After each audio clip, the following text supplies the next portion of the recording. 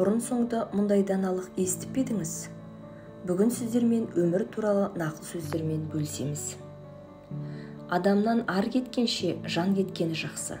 Өйткені сенің көптеген жақсылықтарың адамдардың есінде қалмауы мүмкін, бірақ кішігірім қателіктерің ешқашан ұмытылмайды. Қабырға артындағы 1000 дұшпаннан жаныңда жүрген бір дұшпан қауіпті. Жабайы аңдардан қорқудың қажеті жоқ, жаман достан қорқыңыз. Өйткені жабайы аң тәніңді жараласа, жаман дос жаныңды жаралайды. Кедейлік дегеніміз мүмкіндіктің азайғаны емес, қомағайлықтың артқаны.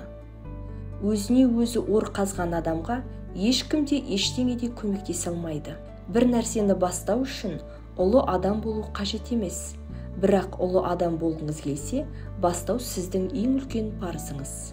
Неғұрлым терең қазсаң, соғұрлым кірбің табасың.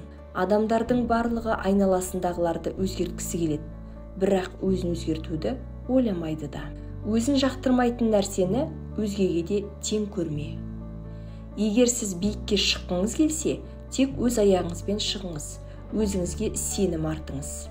Уақыт өтеді, бірақ айтылған сөз ешқашан өшпейді. Менің рұқсатымсыз мені ешкім ренжіте алмайды. Сұлулық әйелдің бақыты, қадірін білмесе соры. Ашулы кезде тіліне ие болған адам нағыз ұлы адам.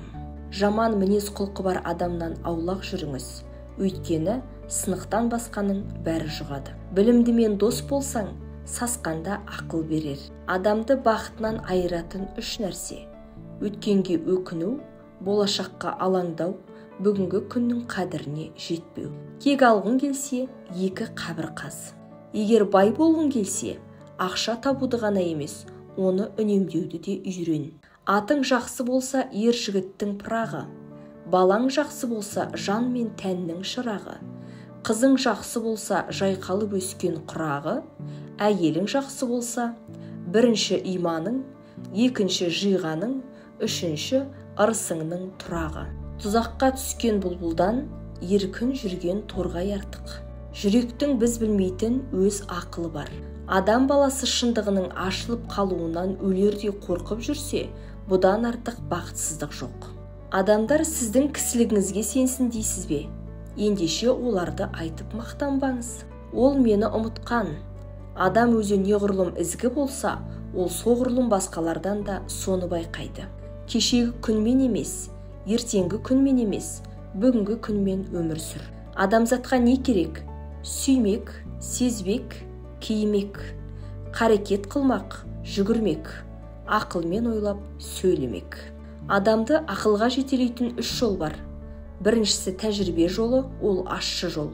Екіншісі еліктеу жолы, ол ең жеңілі.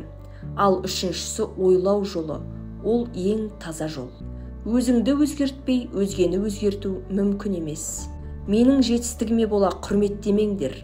Құлаған жерімнен қайта тұра алғаным үшін бағалаңдар.